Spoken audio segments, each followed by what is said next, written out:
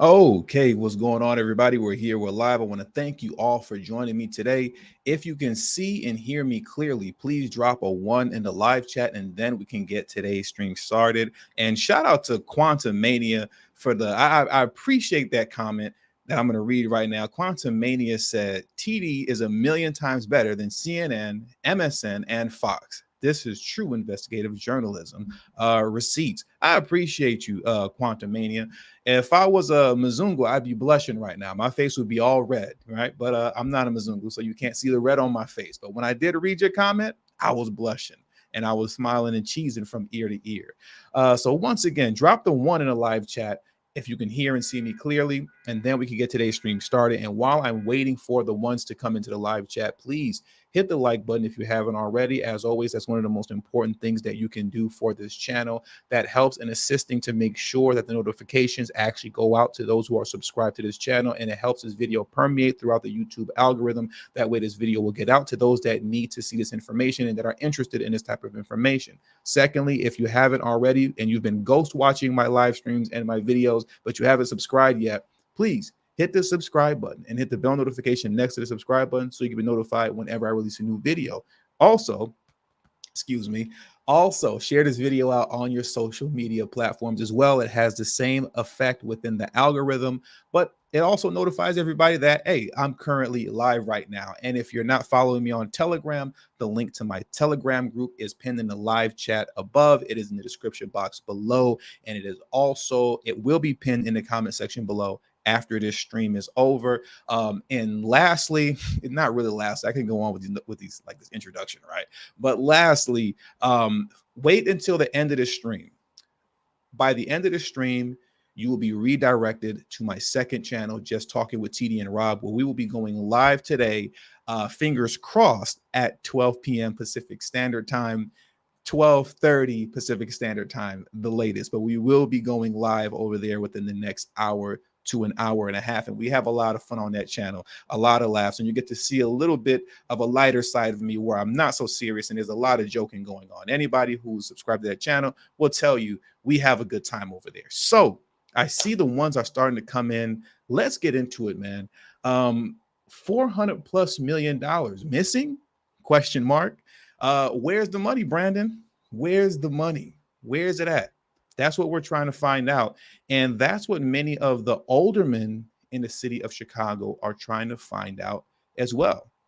Yes, believe it or not, the city aldermen are being left in the dark concerning what's happening with the funds that are supposed to be going to this migrant crisis that I like to call the Biden crisis. Even they're in the dark. So if the city aldermen are in the dark, then that means only Brandon Johnson knows what's happening. But Brandon Johnson isn't really saying much. Now, where did I get this $400+ million amount from? Well, where I got that amount from, if you watch the video that I released earlier this morning around 7 p.m. Pacific Standard Time, I released a video discussing how J.B. Pritzker and Brandon Johnson are just crying crocodile tears for Joe Biden now for assistance with the crisis that Joe Biden created. And in that video, J.B. Pritzker writes a letter to Joe Biden, right? And in that letter, he's just documenting all the things that the city of Chicago. Oh my God, we're only 3 minutes in, and I already need a drink of water. I'm sorry.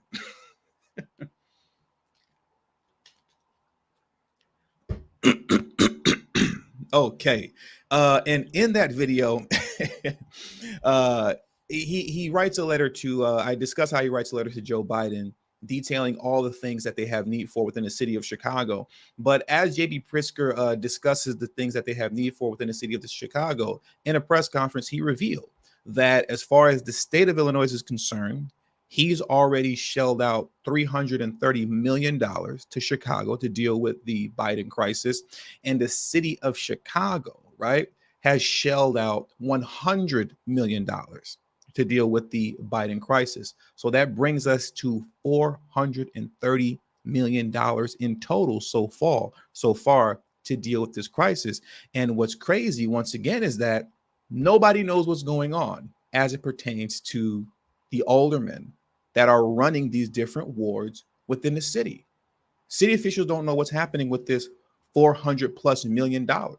People are getting paid off this, but none of this seems to actually be going to where it needs to be going as it pertains to handling business within the city of Chicago. Because as we've been documenting so far over the past year, up until this very moment, everything is upside down concerning these shelters. So that's enough of me babbling right now. Let's get into some of these video clips, right? So the first clip that I want to get into is an NBC5 Chicago video clip where they're going to be discussing how NBC5 has actually filed a Freedom of Information Act on Brandon Johnson so that they can get the receipts on what's happening with this money.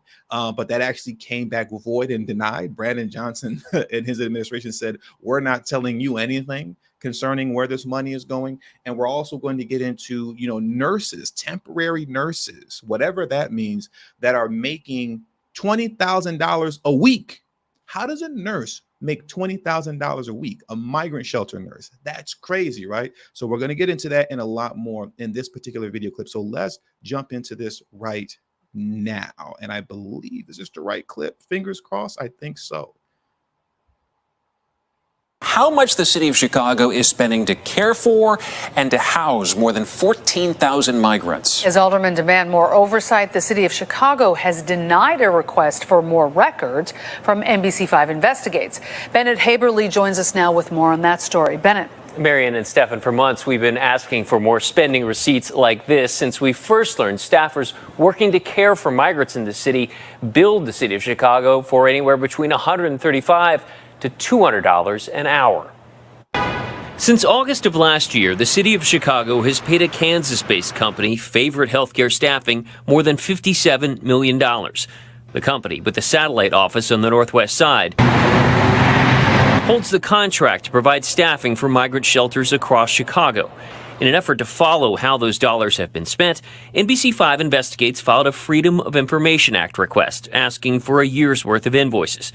But this letter shows the city has denied our request as unduly burdensome, noting there are 498 payment vouchers that require redactions. Pause. Well, I don't mean pause in that sense that people like to say it in New York, right? But let's just pause for a minute, right? The Biden, the Johnson administration said it's unduly, what is it? Undulancy? I know I'm saying it wrong, but it's burdensome.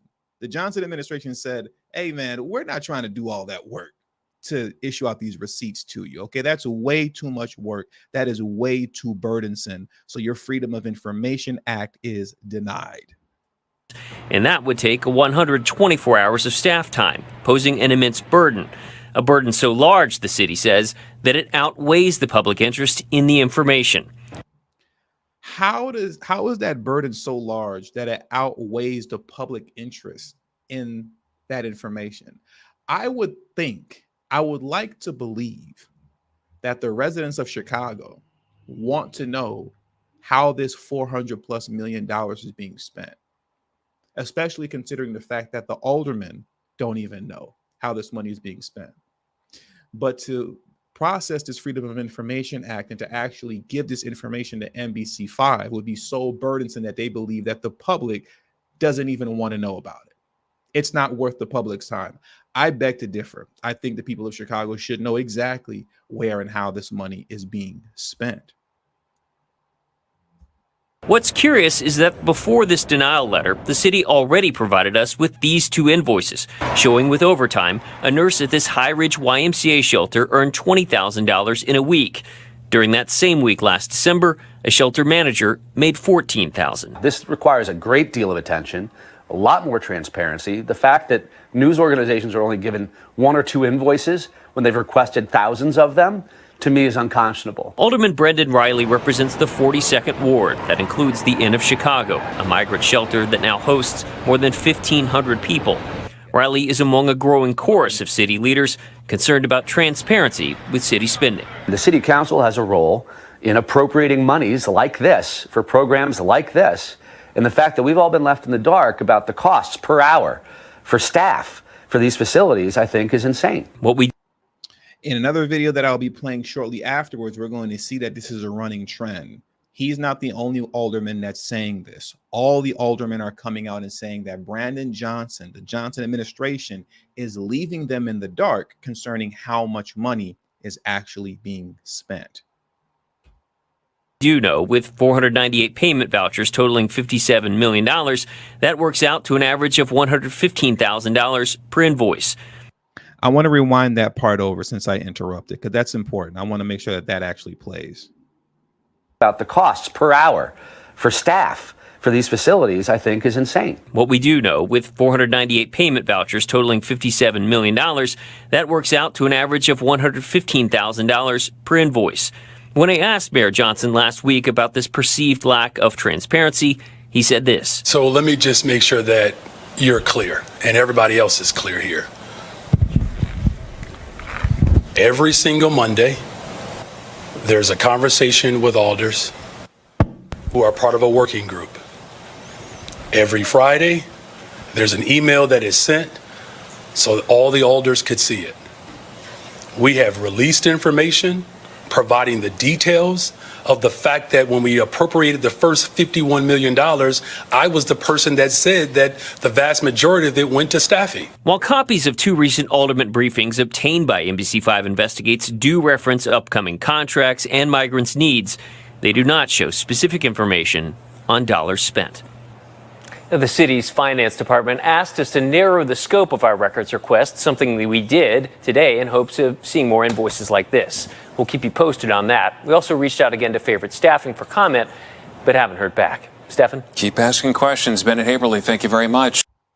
Like he said, keep asking questions, keep asking questions, keep asking questions. And that's what we're doing today. And that's what everybody's been doing. But Brandon Johnson is not giving the people any answers as to what's actually happened and what is currently happening with this $400+ million. We don't know what's going on. Now, what I want to do is take a moment to shift back over to the temporary nurse that's making $20,000 a week. $20K a week is how much that nurse is making. Let's get into that right now. Let me pull this article up for you. And while I'm pulling that article up, there are 316 of you here in the live stream right now. Please hit the like button if you haven't already. Hit that like button if you haven't already. And if you're not part of the text notification group, you can text tdhiphop to number 33222. That's tdhiphop to number 33222. That way you'll get a direct text notification whenever I release a new video. So make sure you join the text group if you haven't already. Now, let me pull this article up for you right here so that we can actually get a good grasp of how much this healthcare situation surrounding the migrant crisis or the Biden crisis will cost Chicago at this current rate when we're talking about paying nurses $20,000 a week. That is insane. So this here is from nurse.org. Nurse made $20K in 1 week working at Chicago migrant shelter, invoice shows, right? So now what I want to do is that I just want to scroll all the way to the bottom and let's just hit this last part right here, right?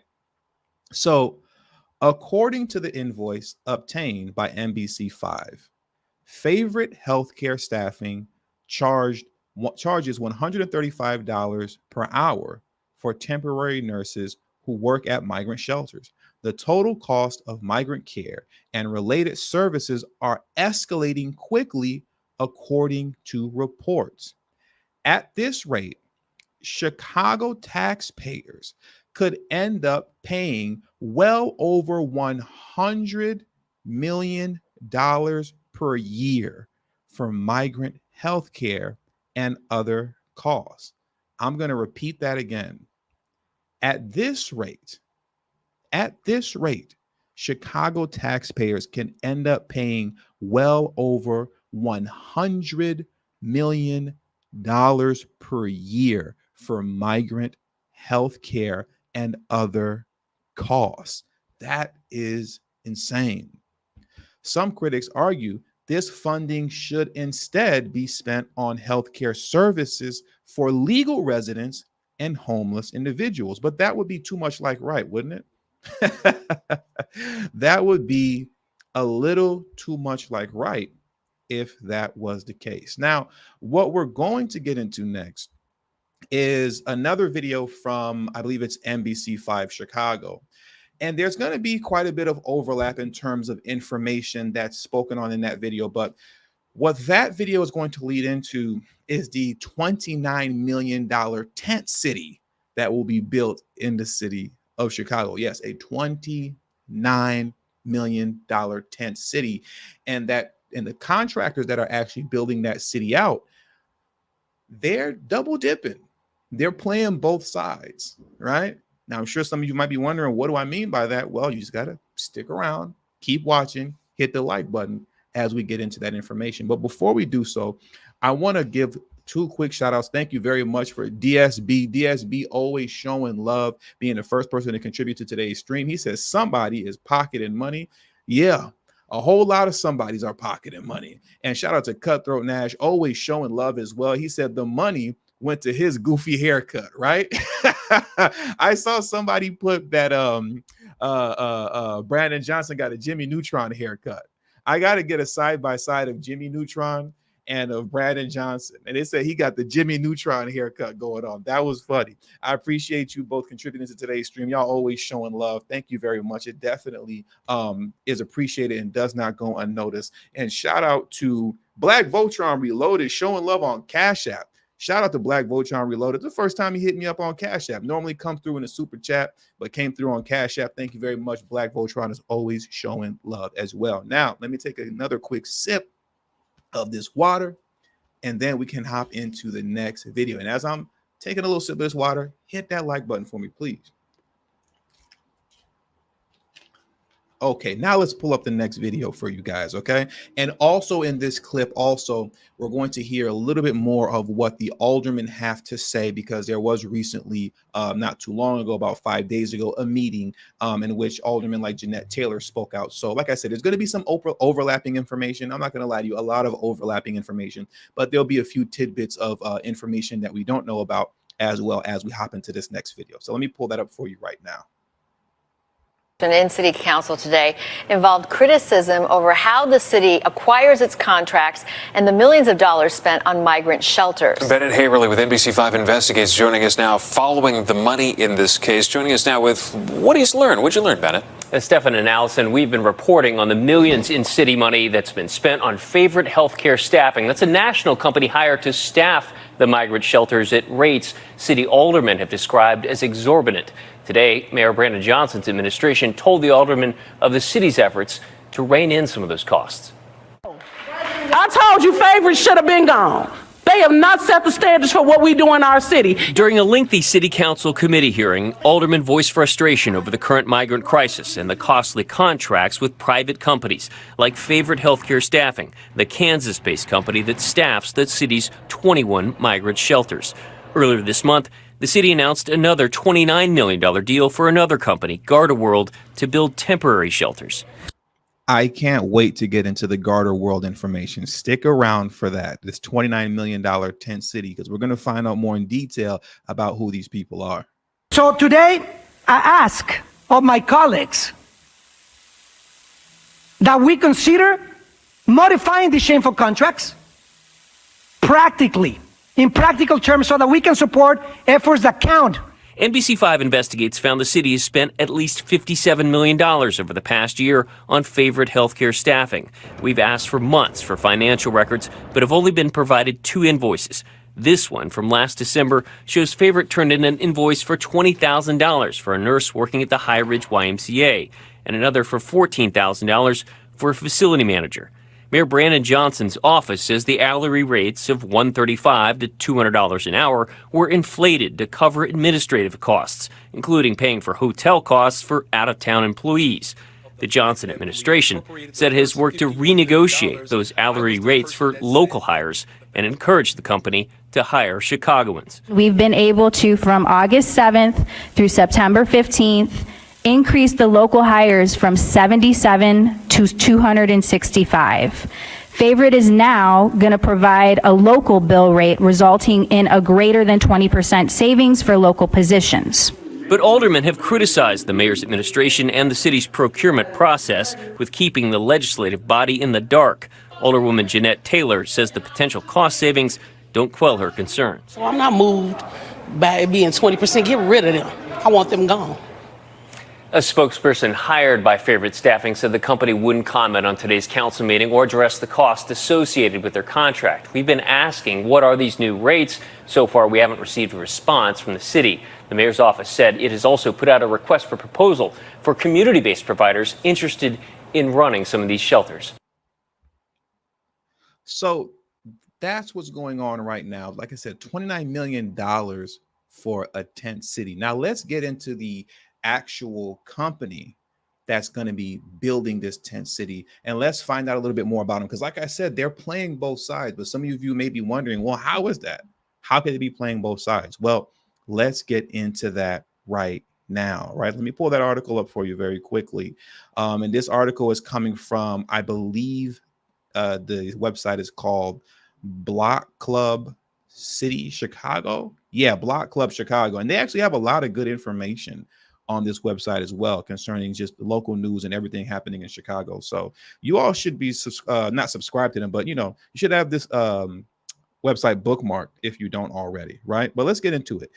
Chicago signs $29 million contract to build tent city base camps for migrants. All right. So here's how they're playing both sides. Let me zoom in to make sure you guys can see this clearly. A company contracted to help ship migrants from Florida to Democratic-led cities have been hired by Chicago officials to build tent cities for migrants, records show. I'm going to repeat that again. A company contracted to help the country, a company contracted to help ship migrants from Florida to Democratic-led cities have been hired by Chicago officials to build tent cities for migrants, record shows. They're playing both sides. And let me tell you something real quick before I carry on with this. I guess I'm not supposed to be saying this like kind of on a technical and moral basis or level, right? I don't got no problem with them playing both sides. That's how you're supposed to play the game. When the game is rigged and everybody knows the game is rigged and nobody is playing fair, you got to ask yourself, why are you playing fair? Remember, we had this conversation about a month ago when we were discussing the whole situation about Tyler Perry and Byron Allen attempting to purchase BET. And in that documentary and in that live stream, we also discussed how David Gross, Nipsey Hussle's former business partner, who was his business partner up until the point that he died, he tried to buy the Crenshaw Mall and he offered $8 million more than what the winning bid came down to. And they just didn't want to sell it to them, right? A term that our good brother Rob from Blacklight Revelations 2 coined as lockout, blockout, right? They're just not giving it to you because you're black. They want to make sure that they keep it within house with themselves. Okay. That's what's going on. So understand, when the game is rigged and no one is playing fair, you have to ask yourself, why are we playing fair? We got to stop playing fair and we got to do like what everybody else is doing. Throw all the moral stuff out the window. Oh, I don't play both sides. Now, you better play both sides. You better play both sides. Get your money while at the same time getting rid of this Biden crisis. But while the Biden crisis is here, black folks in Chicago better figure out how to get in on some of this money. Okay. And now I'm going to leave that right there. And let me know if you all agree with me in the comment section. I'm curious if you agree with me on that. But, we better start playing both sides ourselves. Like I said, for the last time, when the game is rigged, we got to act accordingly within a rigged game that's being played. Right. But let's jump back into this article right now. So let me get back into this real quick so we can see who this company is and what they're actually all about, because they're a shady company. This is a shady company. So let's jump into that.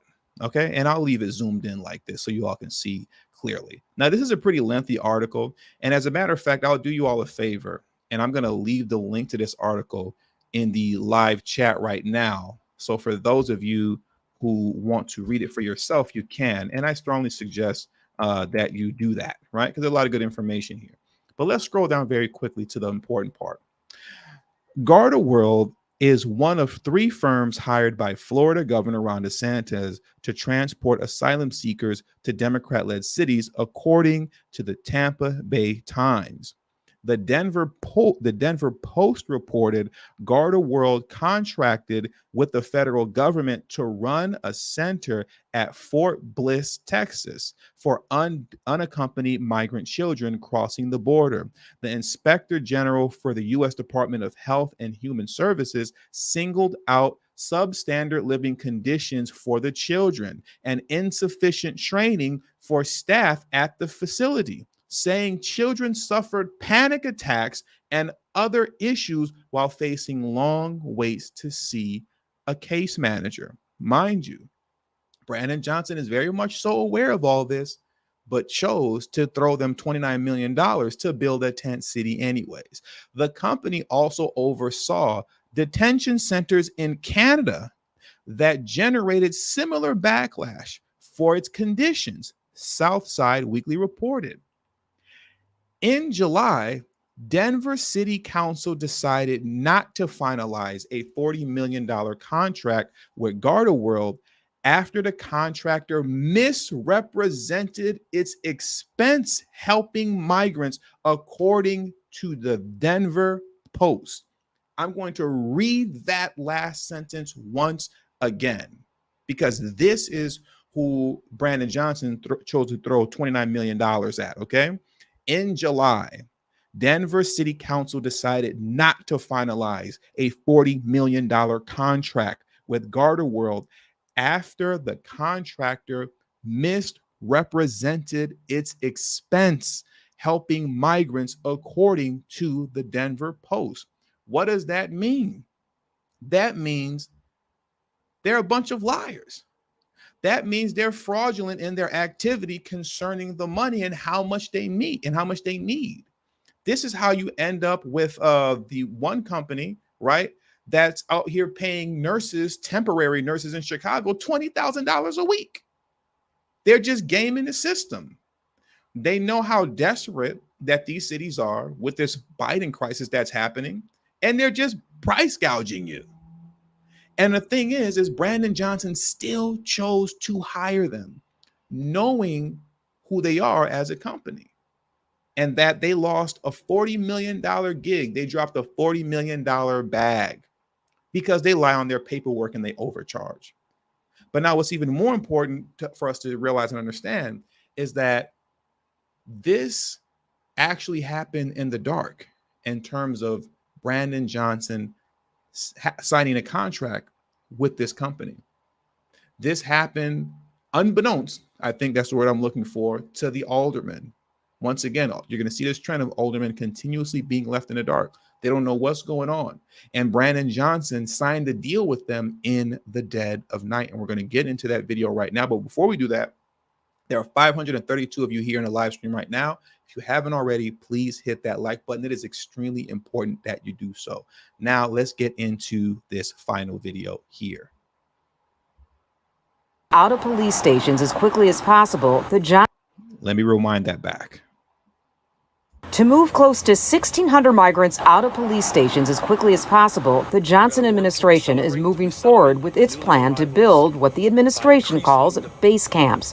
A $29 million contract has been signed with the private company Garda World to build and operate the temporary shelters. They're clearly in the middle of a crisis that they inherited, and prior to that, we had an administration that didn't tell us much of anything. So I do. Once again, they are dealing with an administration, the Brandon Johnson administration, that isn't really telling us much of anything. I understand that there are a lot of difficult decisions. I just don't agree with this one.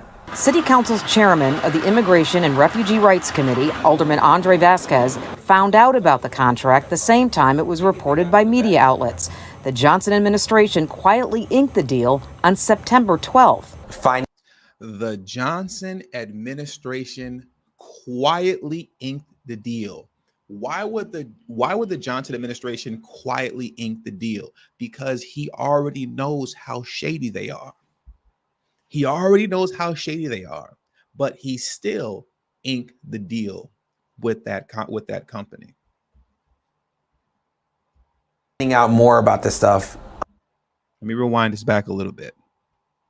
Administration quietly inked the deal on September 12th. Finding out more about this stuff after rather than before makes it challenging, I believe, for members to support in the long run. Several city council members are demanding more transparency on how the money will be spent, where the base camps will be located, and what happens to them once they are no longer needed.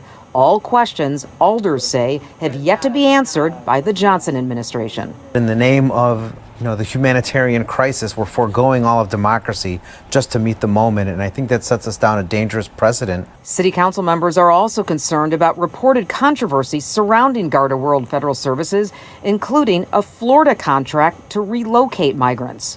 If, in effect, we're sending funds to the same people that are busing people over, that presents what could be a clear conflict of interest. Alderman Vasquez says the city should be spending the $29 million on leasing or rehabbing existing buildings to house the continued influx of migrants. Because at the end of those investments, you end up with assets and something to show for it.